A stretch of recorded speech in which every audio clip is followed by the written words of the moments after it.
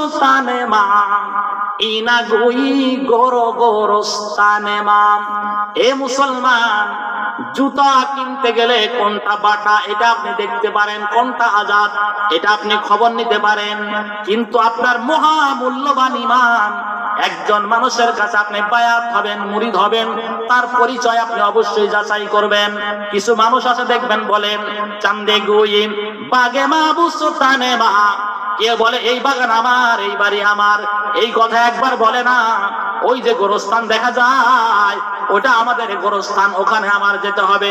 মুসলমান বন্ধুরা আমার, বলতেছিলাম রব্বুল আলামিন বলেন ইয়া আইয়ুহাল্লাযীনা আমানুত্তাকুল্লাহ, হে ঈমানদাররা আল্লাহকে ভয় করো। কাকে ভয় করো? আরো জোরে বলেন, কাকে ভয় করো? আল্লাহর ভয় যদি কোনো মানুষের মধ্যে থাকে, ওই মানুষটার দ্বারা কোনোদিন রাষ্ট্রীয় সম্পদ আত্মসাৎ হতে পারে না। কথা বলেন ঠিক কিনা? যদি আল্লাহর ভয় কোন মানুষের ভিতরে থাকেন, যত বড় অফিসার হোক না কেন, 1 টাকা অবৈধভাবে নিজের ভিতরে ঢুকাতে পারবে না। কথা বলেন ঠিক কিনা? আমার সাথে আল্লাহর একজন বান্দা মাঝে মাঝে কথা বলেন, বর্তমান পাবনা জেলার পল্লী বিদ্যুতের সহকারী জেনারেল, তার উপরে একটা মাত্র পদ আছে। বন্ধুরে, বাংলাদেশের পল্লী বিদ্যুৎ নয়, শুধু সব জায়গায় ঘুষ ছাড়া কিন্তু ফাইল এই টেবিল থেকে ওই টেবিলে যায় না। কথা বলেন ঠিক কিনা? আল্লাহর বান্দা মাঝে মাঝে আমাকে ফোন করেন, প্রশ্ন করেন এই কাজটা ঠিক আছে কিনা, এটা জায়েজ আছে কিনা। আল্লাহর বান্দা বলে শোনেন হুজুর, আমার জীবনের প্রতিজ্ঞা হলো জীবনও একটা টাকা অবৈধভাবে আমার পেটের মধ্যে ঢুকাবো না, আমার সন্তানকে অবৈধ একটা টাকাও খাওয়াবো না, কারণ আমি তো একদিন এই দুনিয়া ছেড়ে কবরে চলে যাব। আল্লাহর সামনে আমার মুখ দেখাইতে হবে, আল্লাহর সামনে আমি কেমনে দাঁড়াবো? এই জন্য আমি অবৈধ ইনকাম করে সম্পদের পাহাড় করে যাব। আমার মৃত্যুর পরে আমার সন্তানেরা টাকার মালিক হবে আর উড়াবে, এই পথ আমি কোনোদিন খুলে যাব না। এ মুসলমান, আল্লাহর ভয় যদি কোনো যুবকের ভিতরে থাকেন, ওই যুবক কোনোদিন পর নারীর সাথে মিঠা মিঠা কথা বলতে পারে না। কথা বলেন ঠিক কিনা? আল্লাহর ভয় যদি কোনো যুবকের ভিতরে থাকেন, ওই যুবক রাত যখন গভীর হয়ে যায়, মোবাইলটা নিয়ে, এখন রাত মনে করেন 11:30 12টার কাছাকাছি, বাংলাদেশের এখনো অনেক যুবক আছে তাদের সবে মাত্র রাত 6:30 বাজে। ভুল বললাম না ঠিক বললাম? তাদের ঘুমের টাইম হয় রাত যখন 3টা বাজে 2:30 বাজে। এতক্ষণ পর্যন্ত দীর্ঘ সময় আল্লাহর বান্দা ওই যে সামনে একটা মোবাইল ধরে যেন আমিন ধরে বসে আছে। আমি যখন মাহফিল করে যাই, রাত্রিবেলায় দেখি ঝোপে ঝাড়ে জঙ্গলের পাশে আমার বহু যুবক বন্ধু এইভাবে গভীর রাত্রে যেন মোনাজাত করতেছে। না না, এটা কিন্তু মোনাজাত না, বরং এর দ্বারা কাম হলো শুধু মোবাইল ভুতানি। কথা বলেন ঠিক কিনা? শুধু তাই নয়, আঙ্গুলের মধ্যে যেন দাগ না পড়ে যায়, আঙ্গুলের মধ্যে মুজাও পরে নাই কি নাই না? এ যুবক কথা বলো নাই কি নাই না? তোমাদের কথা বলছি না। যুবক রে, তোমার ভিতরে যদি আল্লাহর ভয় থাকেন, তাহলে মোবাইলটা তোমার হাতের মধ্যে নিয়ে কানের মধ্যে ইয়ারফোন দিয়া আজে বাজে গান তোমার শোনা সম্ভব হবে না। কথা বলেন ঠিক কিনা?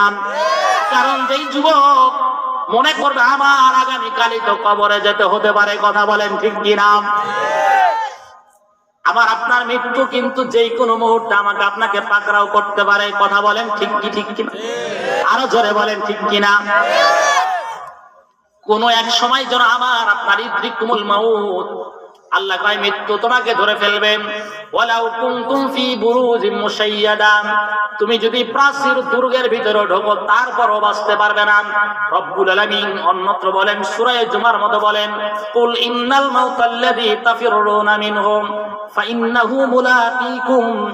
আল্লাহ কয় তোমরা যে মৃত্যুর থেকে পালায়ন কর ভাগতেছো, মনে রাখবা। এই ভাই তুমি কই যাও? এই বসো মিয়া, এত তাড়াতাড়ি বোধে ধরছে। মুরব্বীদেরকে তোমরা হার বানালে, লজ্জা দিরা ভাই। আমার সভাপতি সাহেব বয়স 80, হুজুর তো অবশ্যই নাকি 86 বছর বয়স। দেখেন না হুজুরের বসাটা, আল্লাহ হুজুরকে আরো দ্বিগুণে খায় দান। আমিন বলেন আমিন। এত তাড়াতাড়ি মতে ধরলে হবে? আসার আগে পলিথিন কিনে নিয়ে আসতা।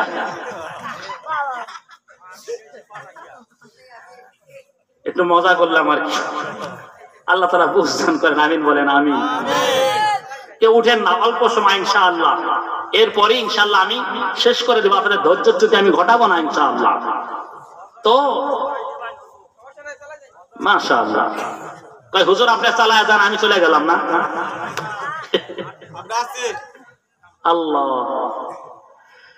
আল্লাহ তাআলা বলেন, এই কথাই বলতেছিলাম, আমার আপনার কোন সময় যেন মৃত্যু এসে যায়।